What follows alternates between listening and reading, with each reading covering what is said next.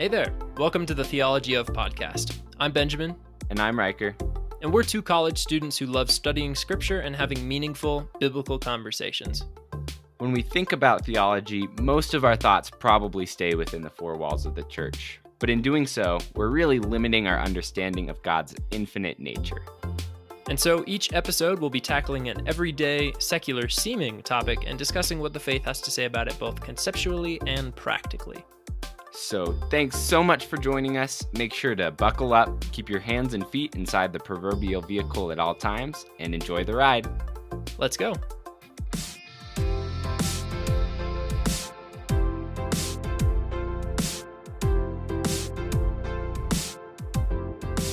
Hey everybody, thank you so much for joining us on another episode of the Theology of. And man, we are diving into a topic today that I am so stoked about. That is the theology of creating.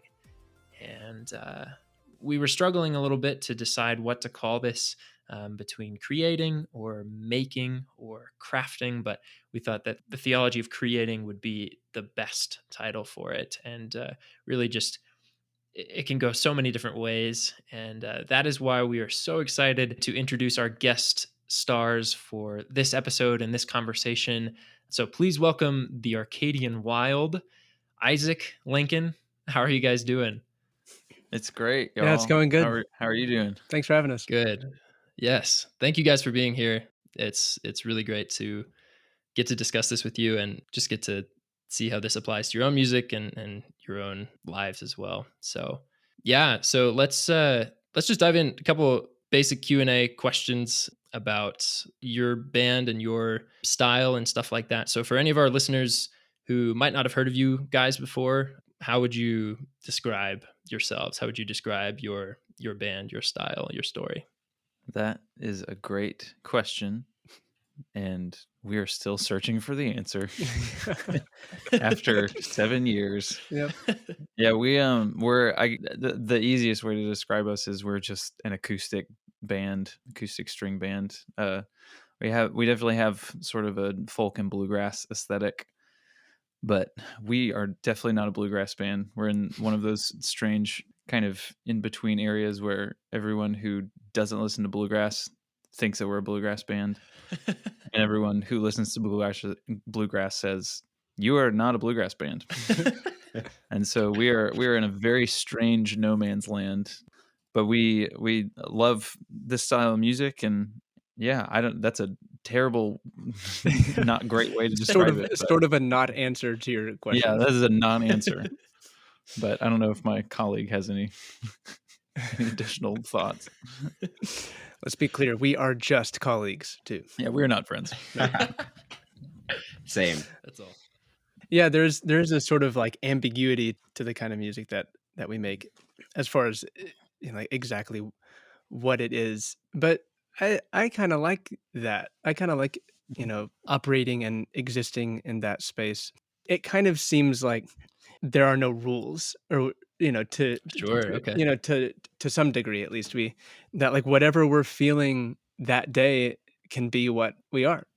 Can be what you put out. Yeah. Yeah. I feel like we can start by writing a bluegrass tune, and then at the end of the day write like a really generic pop song, and then somewhere in the middle do like this crazy, insane, like through written piece. Or I don't know, maybe a 4-movement song cycle when we feel like it. Huh. You guys should write one of those. Yeah. Yeah, maybe sometime. Yeah, that's great. And I actually was turned on to your guys' music by a friend of mine who, anytime I've shown him anything other like bluegrassy, like he's just like, I hate this. And it's so funny because like, yeah, like I'd say you walk that line of folk and bluegrass, but that's super cool. Yeah. It's probably because we didn't grow up listening to that kind of music. Okay, sure. Yeah, like I think Lincoln and I both were in that sort of like Christian rock, grunge arena. Like Reliant K was the end all. Right. Yeah. And Still is. Still, yeah. They still are, absolutely. We have aspirations of doing an entire cover of their album, but like Arcadian Wild version. but I don't know, one of these days. But yeah, we kind of grew up just listening. Well, yes, like not listening to bluegrass by any means, and kind of in college, just found ourselves like accidentally falling backwards into it, and have been, Hmm. there's just such a rich musical culture Absolutely. and repertoire that exists there, that most people that have like grown up in that arena know like a language, like they're very fluent in it. And we're kind of navigating backwards, through all of these things that are really, really old, but to us are brand new and exciting. And, kind of taking those things that we really like about that and incorporating it with all of the other things that we grew up with, and, with the choral Mhm. music that we love and all that kind of stuff. So it kind of makes for like a melting pot of Mhm. styles and stuff. So That's awesome. Yeah, that's super cool. And I think it does definitely give you a very unique sound, and like you're able to see a lot of different things pulled from different genres and styles and specific artists, which I think is super cool. How did you guys come to be? Like, what was the the musical origin story? Mhm. Because originally you guys, I know it was you two, and then you've had multiple people come alongside you in the past. So yeah, we are definitely a different band now than we were in Okay. 2013. Most certainly. Yeah. We so we started the band started my senior year of college back in 2013, and in the original lineup, Isaac wasn't actually there yet. So Oh, it was myself and then two other folks who I was in choir with at Lipscomb University in Nashville, and we just started playing together and didn't stop after graduation. And they were still in school after I had finished.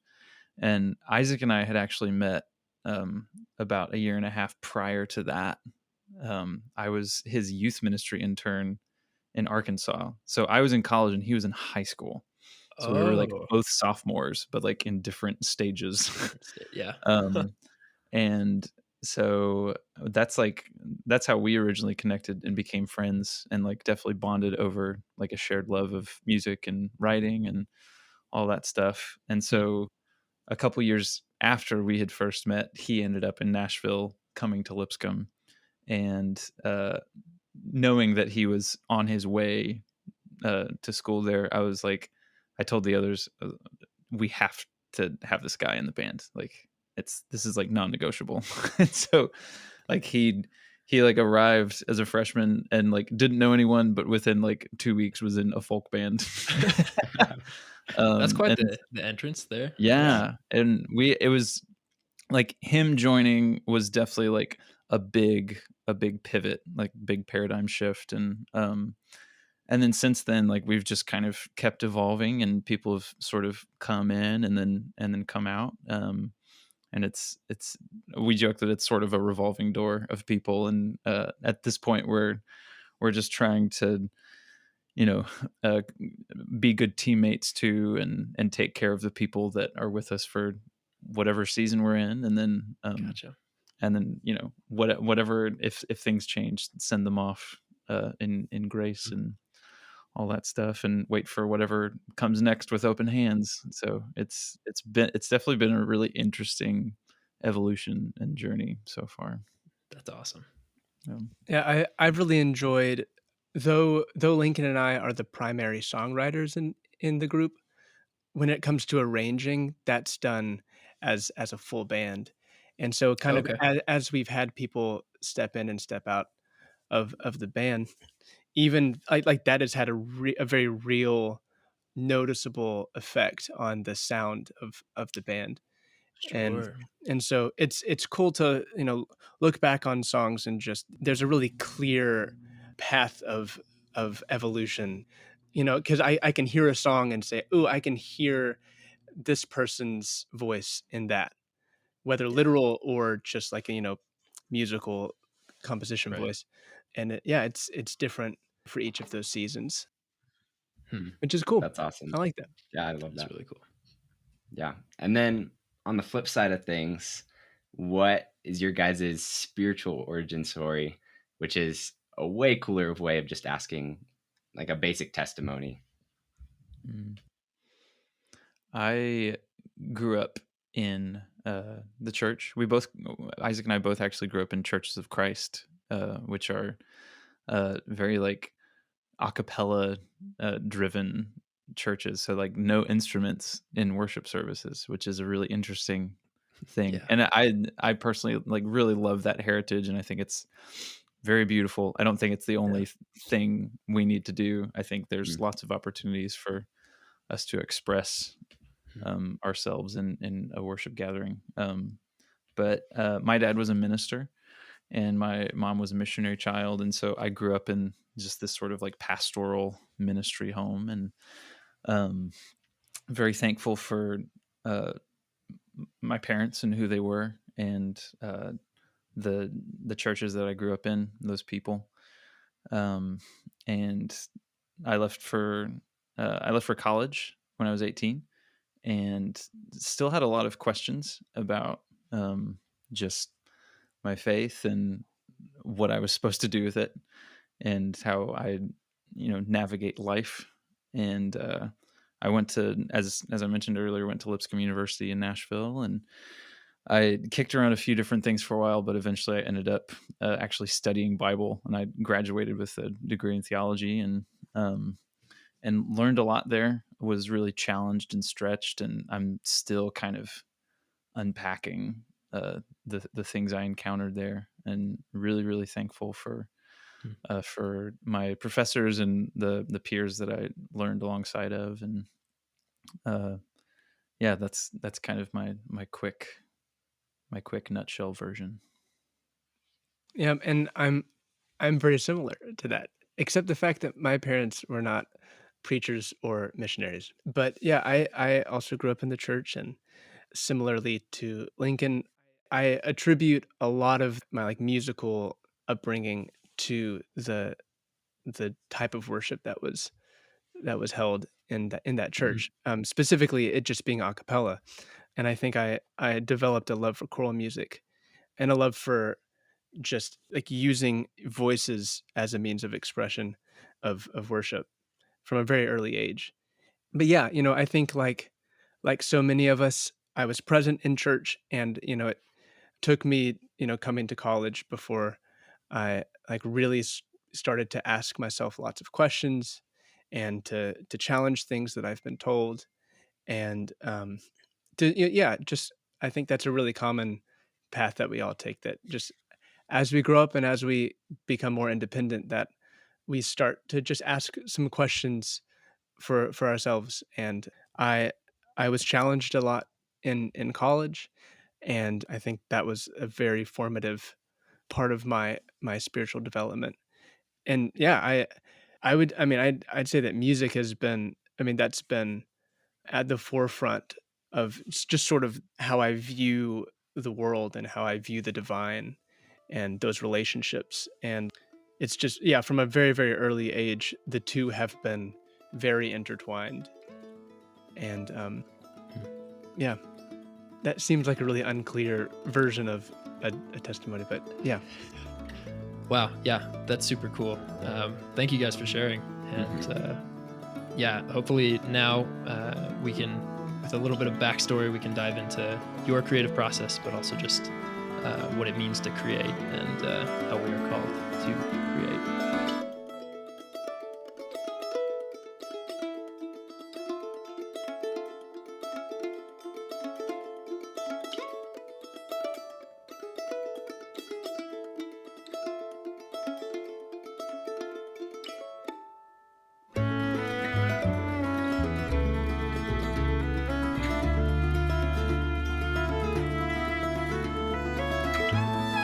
All right, so we're talking about the theology of creating, but before we get too far in, we have to figure out what exactly we're talking about. So how would you guys describe creating?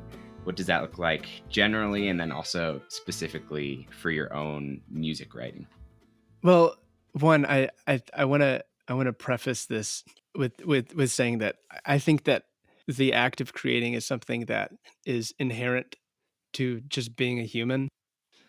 And I really have an issue with the word creative and creatives being used as a noun to describe a really specific group of people, because that's just false.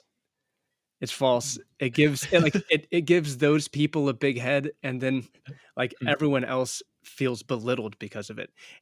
Right. Sure. And yeah, that's limiting. And I think that the ways that we create too have been kind of obscured, where it's things as simple as making a dinner for your family, or cultivating a friendship over decades, or writing a song, or painting something. Planting a garden. Yeah, there's planting a garden. Yeah, that is like, yeah, there are just, or like just, taking care of your room, and like taking care of making your bed. It really is just almost more of like a framework through which we view the mundane. And Yeah. if we choose to like participate in the everyday activities through this lens of like, I am enacting my will onto this, and like something is happening to it, and to just like decide to view that as a profound thing, and something that is so like inherent to being human, and something that like separates us from other life, Hmm. and something that is so reflective of the God that we were made to look like. Yeah, so I think, my definition of creating is so I don't know, it's not, it doesn't seem like there is a really crystal clear definition of it, Hmm. because I think it can be different from day to day, from person to person, and it has more to do with the frame of mind that we approach various activities. I think I would say it's, any act of bringing something into being. And, obviously God alone is the only one who can generate something out of nothing. So his manner of creating is a little bit different from ours, but It's perhaps a um, capital C creating. yeah. Big C, Yeah, little c little c. creating that we do. I think, I mean, just again, yeah, bringing something new into being. Mostly for us, that looks like just like making connections or associating things that used to be separate. Whether it's like, baking bread. Like a loaf of bread is lots of different things, but you're like making a connection and like associating those things together, Yeah. and then they become something else. Like you've created something. You didn't like make the wheat and the yeast and Right. the egg and the flour and whatever, but like those materials were available to you and you assembled them and generated something new. So yeah, and I would 100% agree with Isaac. Like I think our definition of creativity has become so narrow and so like Mhm. arts specific, Oh, sure. when Yeah.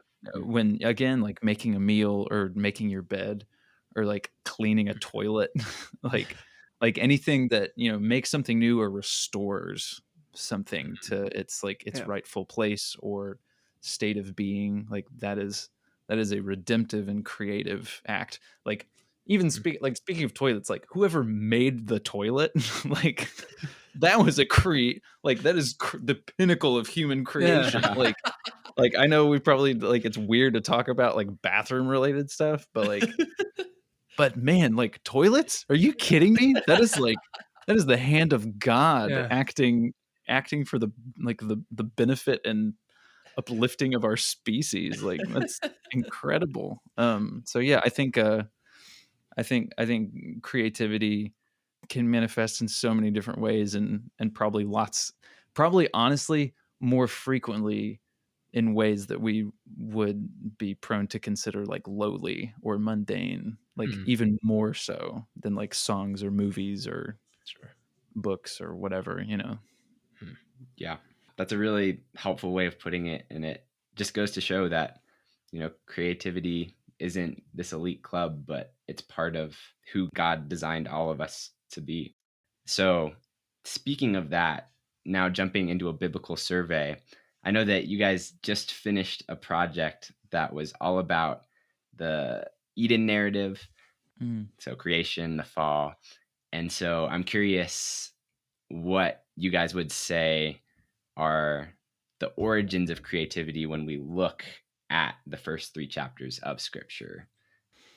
Yeah, I mean that the creation story has been just like bouncing around my brain so much over the last couple years, especially. And I'm really thankful that Isaac and I were able to finally sort of help make this project like manifest in the real world. It's been like a long time coming, and it's taken a lot of hours and a lot of love and a lot of people, like, I don't know, investing in it in order to make it happen. So, which is really cool. But yeah, I think I mean our creation story is so rich, and there's just so much going on. Even this is like a whole other rabbit trail that we could do an entire podcast series on. But even comparing like the Judeo-Christian creation story to other religious stories that were like floating around in the ancient Near East at that time, like those stories are like violent and chaotic and like really crazy. I mean, like, I think there are like still nuggets of truth there, but like there are like gods killing other gods and like matricide and patricide and like people cutting giant serpents open and then the universe spilling out from their guts, and like that's how everything happens. It's like, what in the world is going on? Like there's something there. It's not just like all gobbledygook. Like there's like a wisdom that is trying to be made manifest and break out, but it's like not quite highly evolved enough like to really be potent. It's just mostly weird.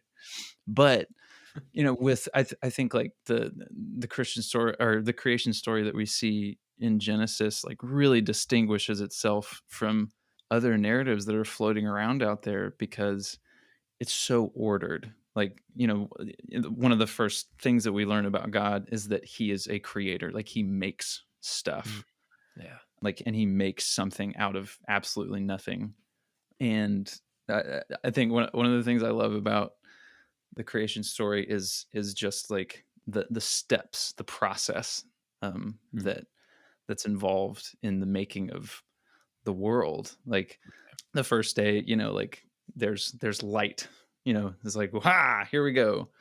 And then a separation between the waters. So like the sea, the heavens and the sky.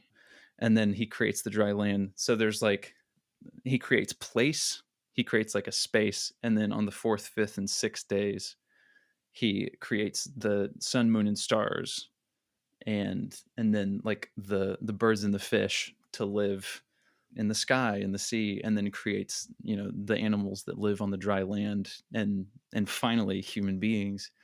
And so like days 1, 2, and 3 correlate like perfectly to days 4, 5, and 6. Like he creates, like God first creates a space and then he fills those spaces like very orderly. And it's like so different from those other stories. Like he's not competing with anyone. There's no one challenging him. Like there's literally nothing else. Like it's just God.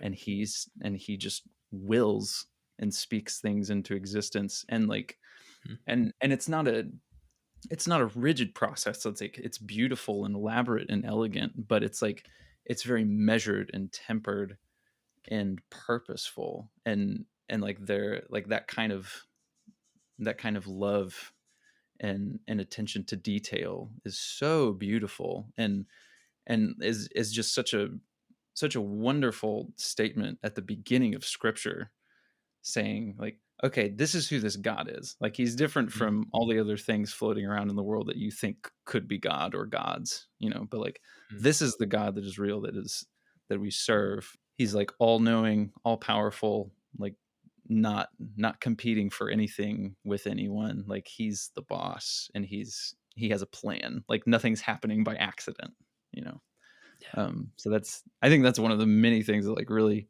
kind of blows my mind and excites me about that story. Just kicking it right off. Yeah, everything's very like intentional, and orderly. And that, yeah, I think when most people think about the origin of the universe, they think like a bajillion stars going everywhere and like galaxies upon galaxies. And it's just always bewildering to me to think about how there's somebody so big that has everything of that in order. But yeah, that's really good. It seems like that's the primary purpose of that story. It's not Yeah. to say this is how the world was made. You know, Right. X happened, Y happened, Z happened. A Yeah. week later, everything existed. You know, like that. That Yeah. wasn't like the point of it. Sure. It seems more like the purpose in telling the story, and that story is one of distinction, of like, this is different from the other stories that you may have heard, or the other accounts. And and like Lincoln was saying, this God has a plan. Like, he's in charge. He knows what he's doing. He's doing it intentionally, and he's doing it lovingly and with care. Right. And there's such an emphasis placed on the human and the love and adoration that's given to humans. And it seems like too that there's in that story there's this invitation right off the bat for a man to participate in that creation, you know. Right. Well, for example, like Adam just being tasked with naming things, Right. you know, like, here I did all of these things. Now, like, I've also bestowed in you the ability to do the same. Yeah. So yeah, have a good time doing, Oh, you know, like, yeah, like do the same thing that I just did. Right. And yeah, like, just like Lincoln was saying, what a cool way of framing the rest of Scripture. Starting there is really cool. Right. And it's such an interesting thesis statement for the rest of the whole just meta narrative of Scripture, and you know, and in that sort of tasking that man with the naming of all the creatures, you know, that's just sort of like another, it's like a subset of the task of dominion and like stewardship. You know, like when you name something, that's an act of power. You're like exerting power onto a thing, and you know, sort of giving it a name, giving it a purpose and a place. And so when like God says like, okay, I made all the stuff, now you decide what to call it, you know, that's sort of like a transfer of that divine power and authority that God gives to man. And sort of like, again, I mean, like, invitation is the perfect word, as Isaac said, like inviting humankind like into that process and sort of helping to like shape this like newly made place and all the things that are in it. I think there's a lot to be said for just around the conversation of like stewardship, especially, you know, just with the world that we live in, and you know, having power over something. Well, being given power over something doesn't just give us license to do whatever we feel like doing. Like there's like a charge and a responsibility sort of inherent in that transfer of power. And it's not just power over, but it's power to love and enhance and cherish and care for, not just to dominate. Yeah, and that's really interesting how you framed it as God almost setting the stage and then filling it with creation. And then he commissions us to be fruitful and multiply and also fill creation with even more things. So yeah, I really like that picture of an invitation, getting invited into God's creation. And then we see, obviously, with the fall, humans trying to take that creative authority back from God, right? And trying to do things their own way. Do you guys have any thoughts on that? Yeah, I mean, there's so much going on in the fall. I mean, just as there is so much happening even in the creation story, you know, a chapter before that. I think part of what's happening is human beings sort of having this like crossroads moment, this moment where there's there's suddenly a decision to be made of like which way I'm going to follow. And that decision didn't seem to be there before. Not that it wasn't available, but like it just wasn't considered. And the whole serpent and the fruit is like, oh, man, what is that stuff?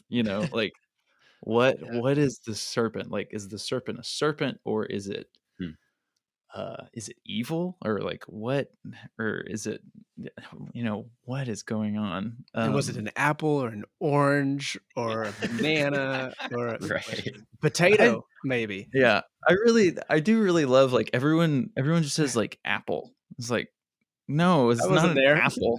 Like, yeah, like it says, all this is fruit. Like, that's it. But I think the most like helpful way to sort of dissect what's going on there that I don't come across is like in that like encounter in the garden between the man and woman and the serpent. There's like this moment where there are suddenly two options available, where there was just like one, and maybe thinking of it as like, here's like a great, like, $5 word, like a multiplicity of knowledge versus like a singularity of knowledge. Up to this point, like, God has made all things. He's like spoken all things into existence, and he's like brought man out of the dust and breathed his life into him. So he's like, he's created people and then endowed them with a part of himself to like animate them and bring them into life. And everything about who we are, we get from God. And he's like the primary way we experience the world and ourselves, and sort of like the center and the arbiter of like all the knowledge we have about the world that we're living in. And like our understanding of it is evolving, and we're discovering more, with each day. But suddenly there's like this moment we come to where there's like, oh, well, what if I could, decide? What if I can be in charge? Right. And so where there was just that singularity, there became a multiplicity. Again, I feel like that's the best. I know those are weird big words, but it's the best way to describe it. So like, you have the tree of the knowledge of good and evil, and then versus the tree of life. And man, and it just even like trying to have a conversation about the nature of good and evil, and like what that is, and like how we define that is really hard to wrap our heads around. But like, I think the knowledge of good and evil as an option is sort of opposed to the knowledge of God. Like the knowledge of good and evil belongs to God. Like, God is sort of the arbiter of all of that, and like is the standard by which all of those things are like defined and exist. But like, so in like that moment with the serpent, it's this choice of like, okay, do I just want to know God, or do I want to know good and evil? And so like, I think human beings like try to be this like receptacle for something that they were never supposed to contain, if that makes sense. Like, yeah. Like we were never supposed to like really know or understand the difference between good and evil. Like, we were supposed to trust God, and like God is the center of like all of our knowledge and understanding. But like, we pick something else to be like the center of our universe. It's not necessarily us, but it's like, but maybe it is. I don't know. It's very difficult to like unpack and like name all of this stuff. But I think that's like the most helpful way for me to kind of understand like what's going on there. There's like this like one thing that I see the world through, and then I sort of like shift lenses and put on this other thing. And it's kind of interesting too how, and I think as humans, we do a great job at this, what I'm about to say. We are masters at it. That singularity of knowledge that you were talking about, Lincoln, where you can know one thing, like contained in that one thing is everything. There's like, it's sort of how like infinity just becomes like a word, that like we're like, do you want infinity or do you want 12 or whatever, and you're like, well, I can think of 12. I can differentiate, like I can divide 12 into 12 individual things. rather than like, and so it's almost like we're given this option of like, no one thing that is everything, or have options, have like these like multiple things that you can choose from, but that though like in your brain now I've convinced you that it is more, it's unbelievably less than what you started at. I think we're really good at doing that Interesting. in our like everyday lives. Hmm. It's interesting. Mm-hmm.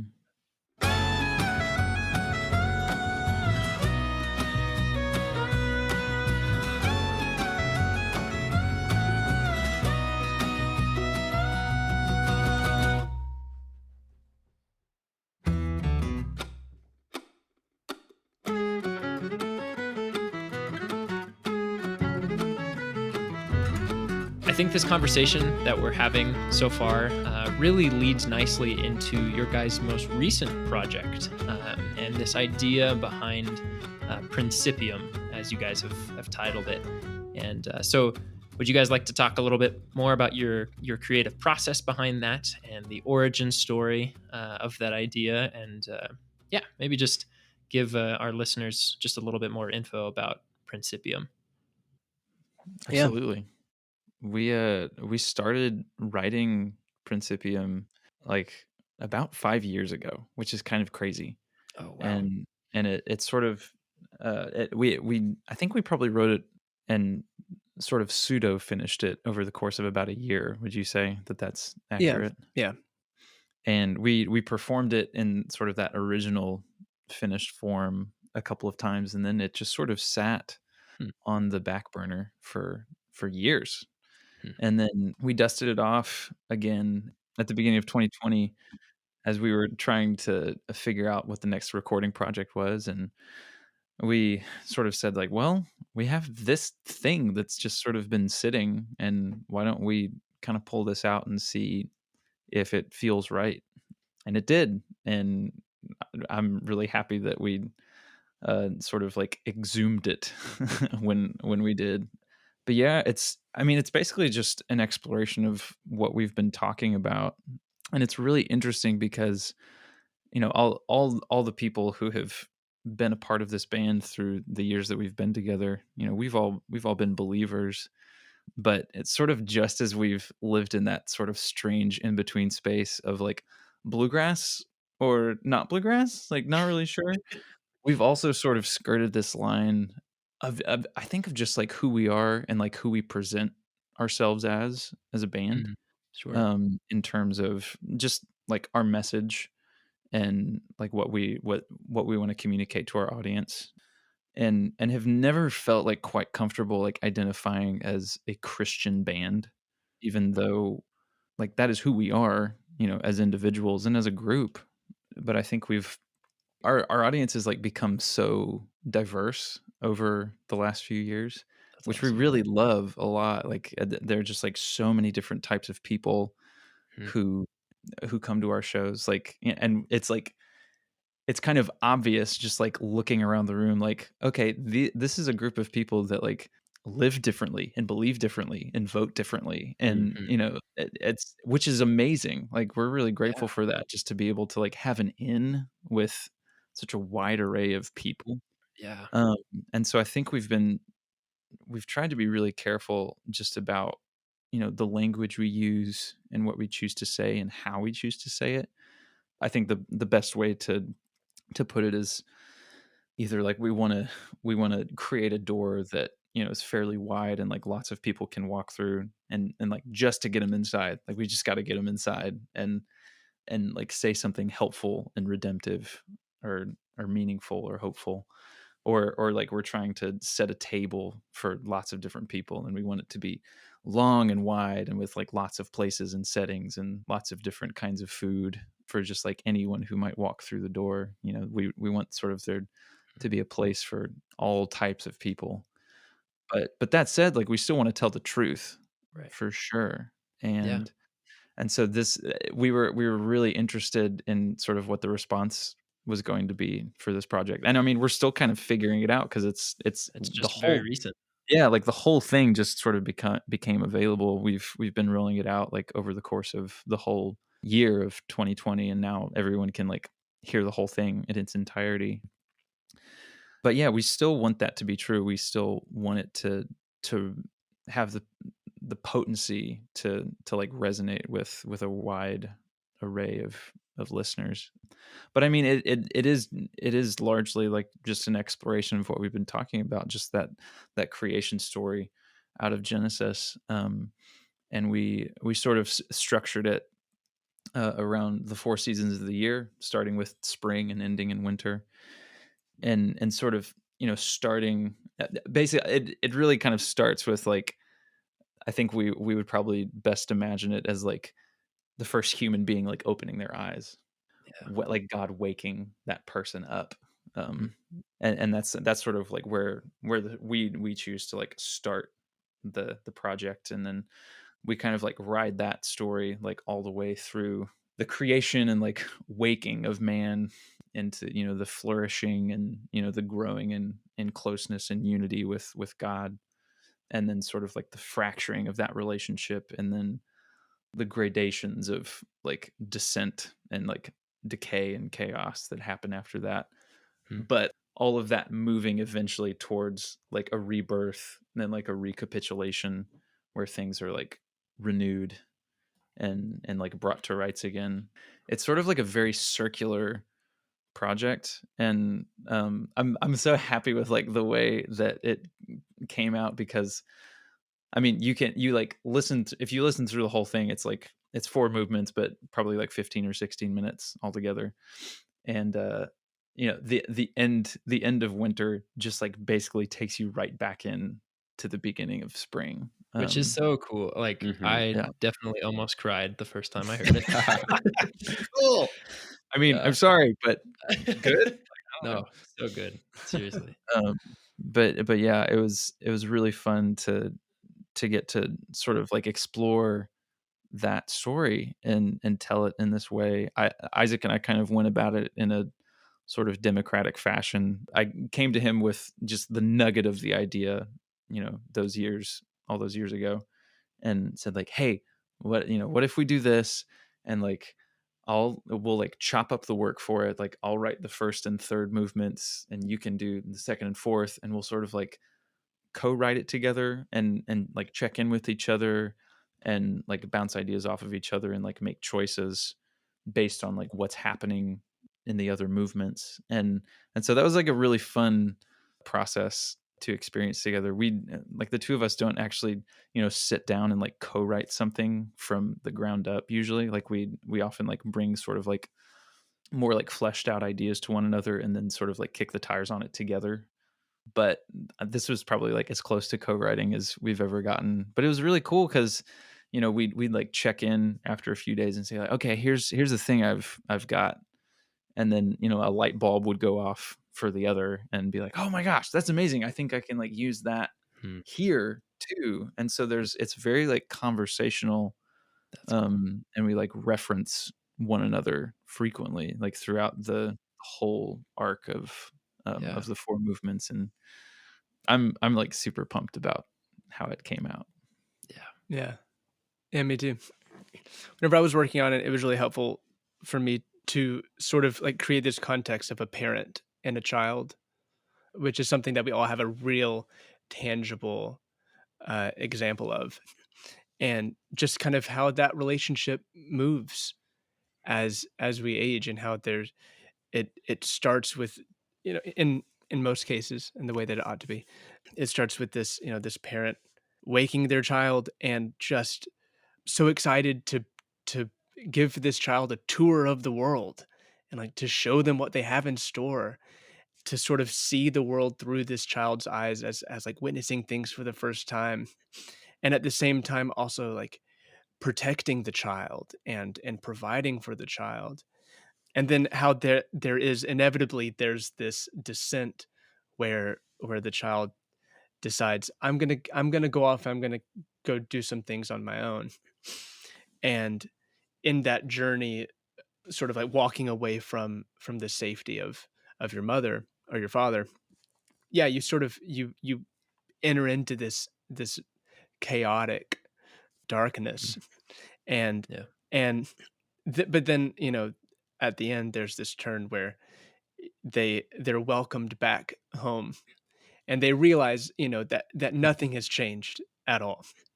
They're like right where they were woken up, like the first time, the world that they opened their eyes to, the parent that they opened their eyes to, once like brought back into that embrace, it's the exact same. Nothing has changed. And yeah, it was really helpful to me to sort of create, to write into that context, to Mhm. add that like very human layer to a story that is inspired specifically by the divine and human relationship. I think like the one of the best moments of the whole thing, I think, is sort of towards the end of the last movement, and one of the lines that Isaac wrote as winter's sort of coming to a close is, "I still look like you," and despite everything that's happened, from the fall, from the fracture forward, despite all like the mess and the chaos and the woundedness, even, and eventually death, I still look like you. The way you feel about me hasn't changed. And I think that's just like such a beautiful summation of, I think, the thrust of the whole project. So.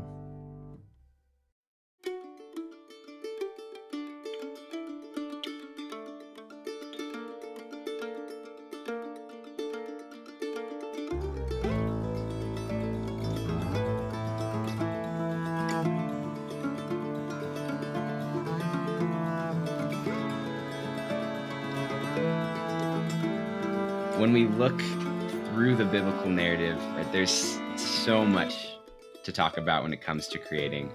And I love that we got to just really dig into the creation story because of, Principium, this project that you guys just worked on. It's so cool to see how ingrained this is in our faith. Another place where we see creating take center stage in a really interesting way is in Exodus 12. Exodus 12 is where Moses is leading the Israelites out of Egypt, and there's this seemingly random detail that's thrown in there in verse 35 and 36, where God has the Israelites ask the Egyptians for gold. And so they end up taking Egyptian gold with them into the wilderness. And at first, it doesn't really make sense. But then later on in the narrative, we see the Israelites creating the golden calf. And what gold would they have?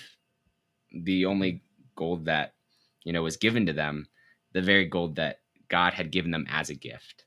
And so it's really interesting seeing how since the fall, we have this perverted creating where we take the good things that God gives us, but then we twist it because that very gold was supposed to be used to build the tabernacle, right? That's the next part of the story. And so we see this corruption that has taken root within human hearts. And even in the creation of the tabernacle, right, you have Bezalel and Oholiab, which God commissions to design it. And in the Old Testament, the Spirit isn't as present, right? He doesn't show up as much, but we see that the Spirit indwells them to create.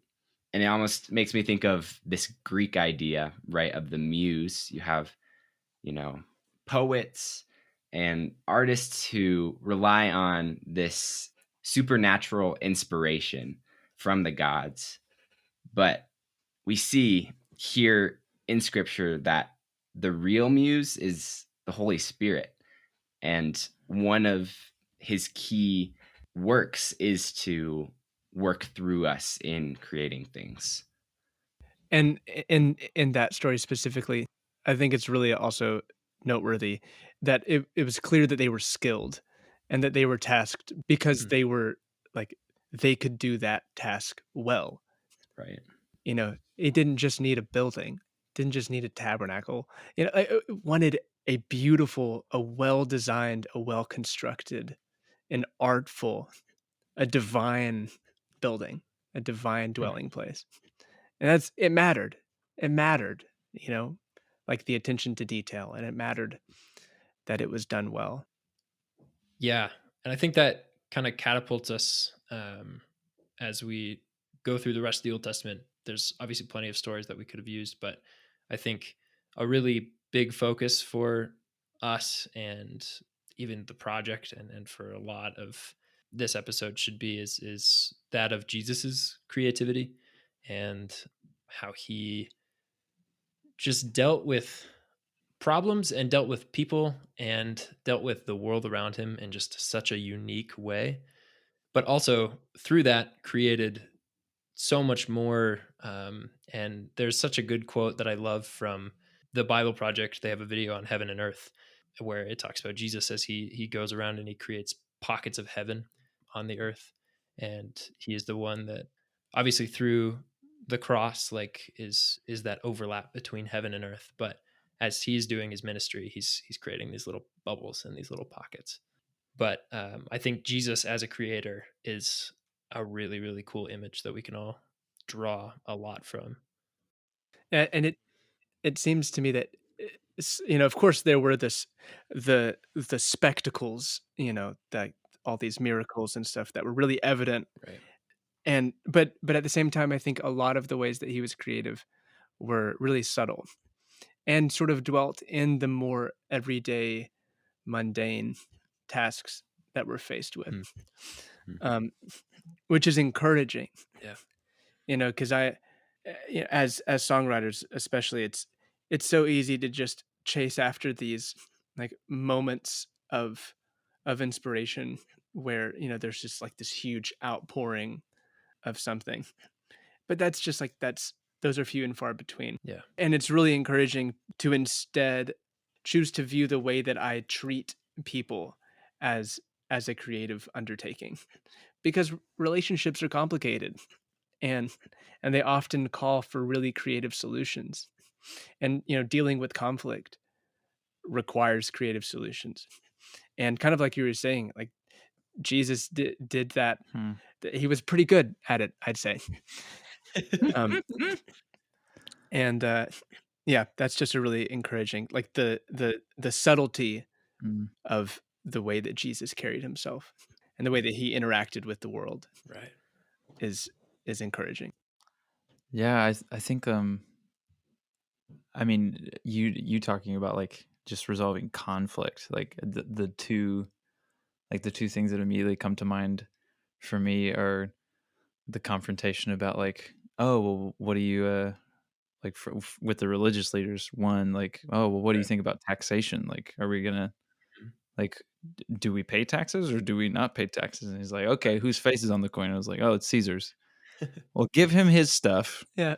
And like give everything else to God. Like, that's easy. And like that was like a creative response to like it was brilliant. This sort of like false dichotomy. And then like the woman thrown at his feet, caught in adultery. Like, okay, so like the law says we have to kill her. Like, what do you say? Like, are you gonna like fold on like the mercy and compassion thing, or do we get to like call you a blasphemer and you don't uphold the law? He's like, I reject both of your choices and I give you a choice to make. Here's my own choice. Yeah. Like, that's amazing. Like that's such a creative and redemptive response to like these like questions that betray a worldview that is in and of itself a lie.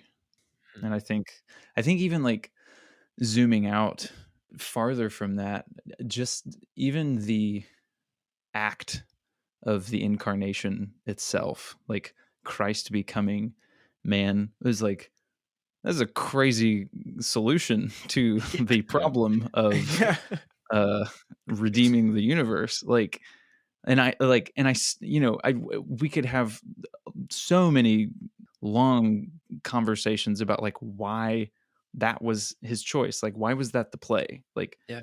And like, we understand some of it, but like, there's still like other pieces of it where it's like, why did you do that? Like, why was Like it doesn't make sense in some way, but we trust that it's like more than sufficient, of course.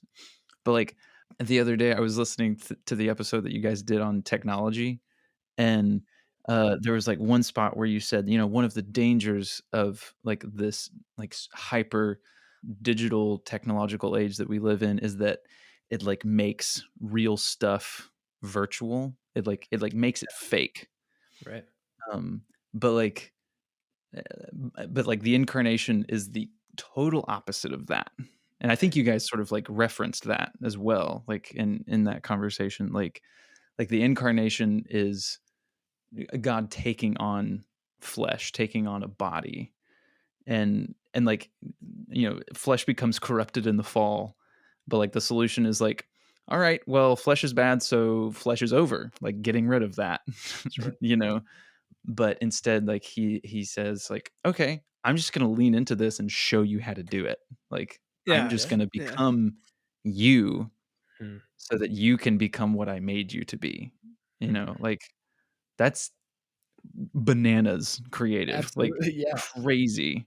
Yeah. And then like, in that sort of like final image that John shares with us from his vision, like I just went to Behold the Lamb of God in Nashville, the show that Andrew Peterson does every year around Christmas, and they were talking about that passage, and he said, John tells us that God says like, "Behold, I'm making all things new," and Andrew pointed out like, notice that God didn't say, "I'm making all new things," like that. It's like that very subtle distinction, like. I'm not like writing this off or like throwing this draft away. Like this is going in the trash, but like I'm restoring this and I'm making it good again. Like, so he's not doing away with the physical, with the material, with the fleshly world, the fleshly existence, but like he puts that on and like renews it. And that's like, that is the essence of creativity. Like our God knows what's up. He's in charge. And I saw a very interesting quote, and it was like just the title of an article. It said like, Jesus is the most creative person in the world. And I thought it was very interesting, but also taking a step back and looking at how in some form, like that would absolutely be correct, because he is the perfect exemplar of like how a human is supposed to treat others and how a human is supposed to act, and how while being fully human, he was fully God, and that is completely unique to only him. And so like through that creativity, he has so much to work with. Just being even just him in itself, like opens up a door of possibilities, just because he's so unique himself, and being the God in flesh. Mm-hmm.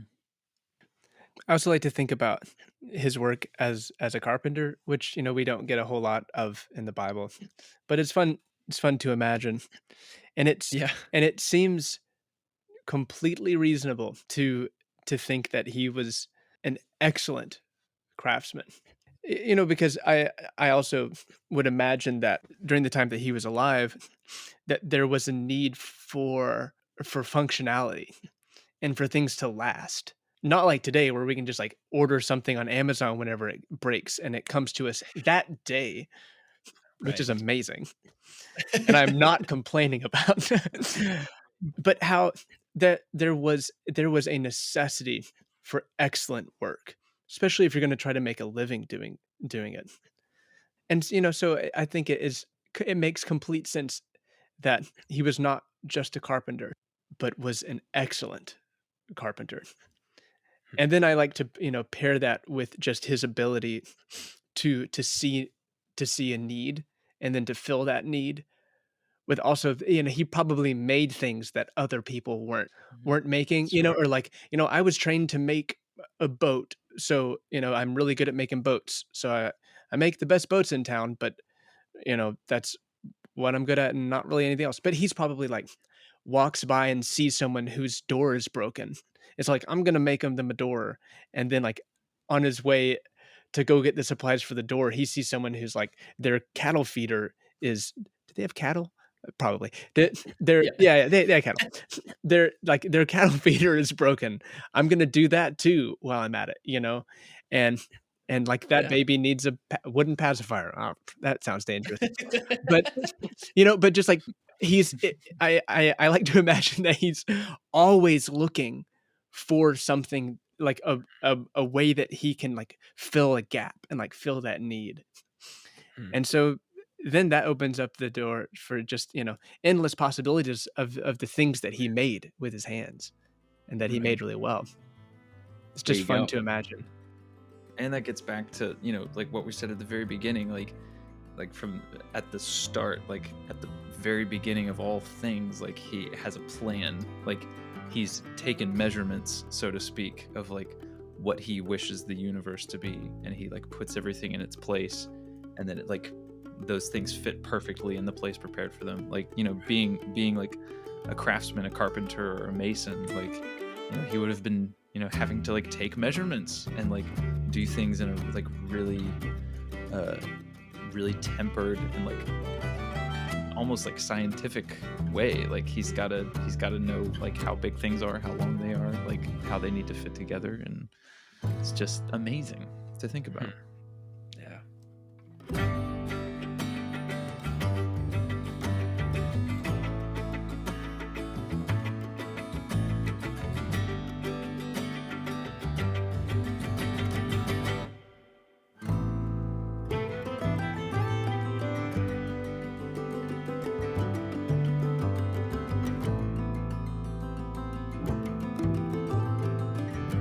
So out of that entire conversation, I think it sets us up really well to discuss what is to come and to discuss this idea of the New Jerusalem that we see in the end of Revelation, and just what creative things are in store there, and how God is going to be recreating and renewing and rejoining heaven and earth. So yeah, we'll open that up to the table.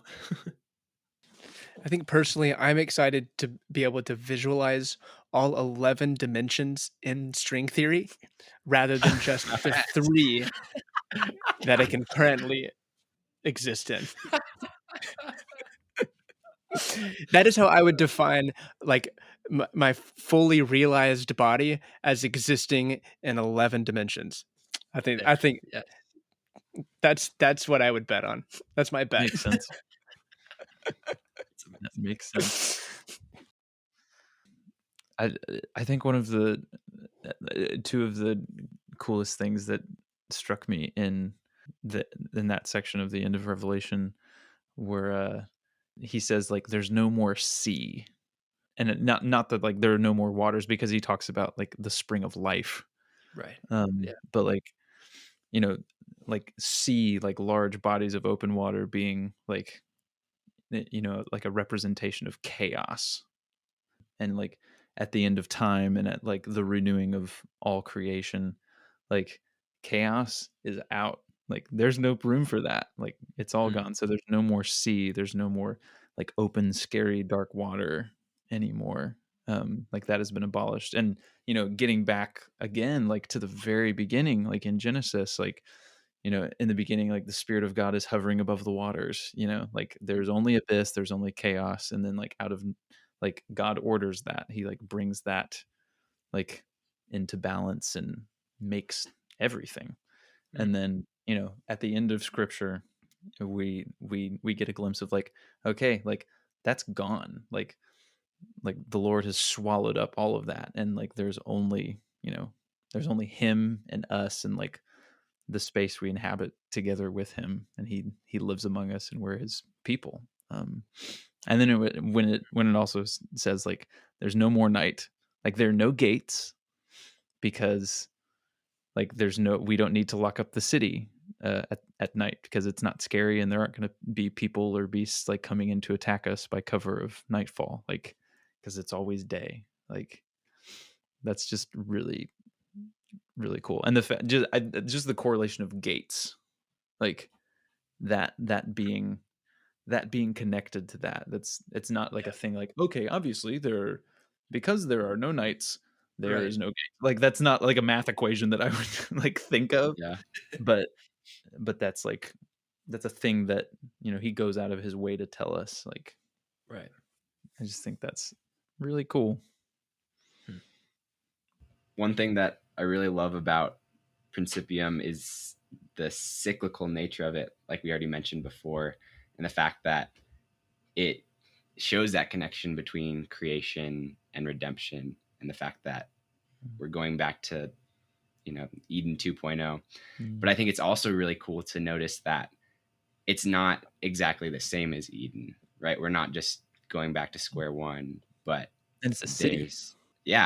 There's creation in that, and it's made even more beautiful.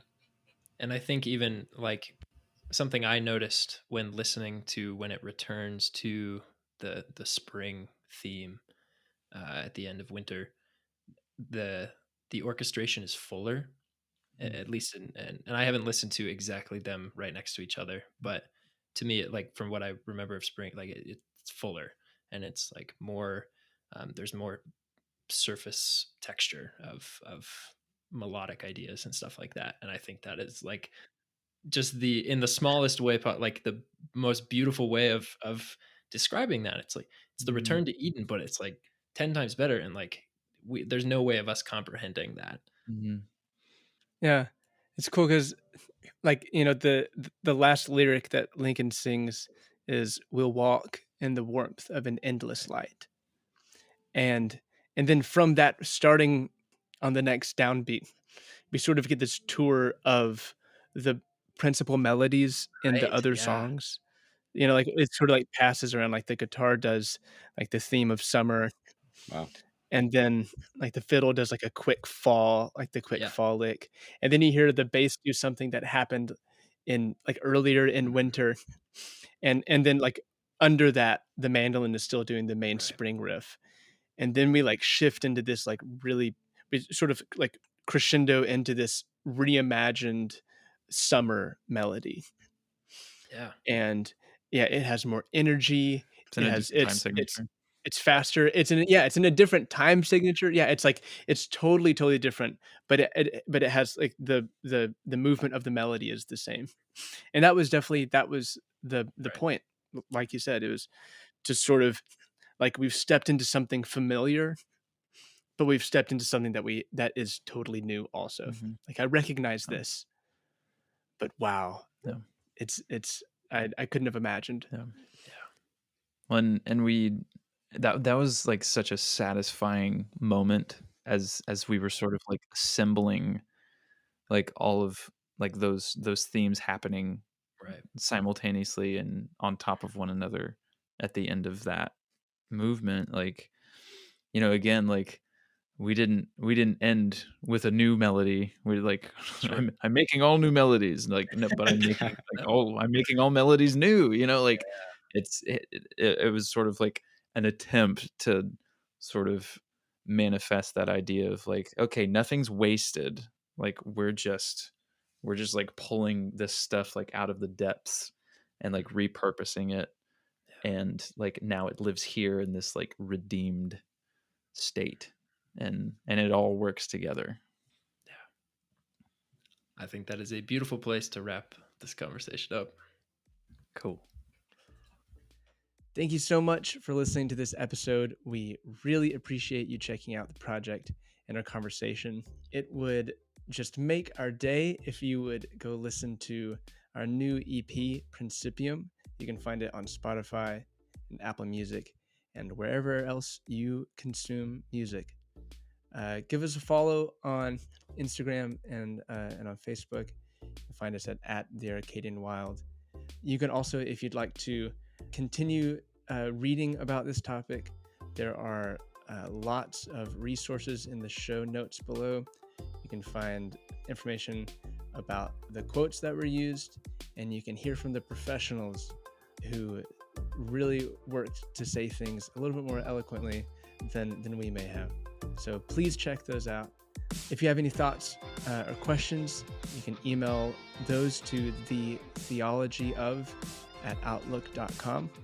We hope that you will tune in next week as we continue to encounter God in our everyday lives and as we continue this conversation. We will see you then.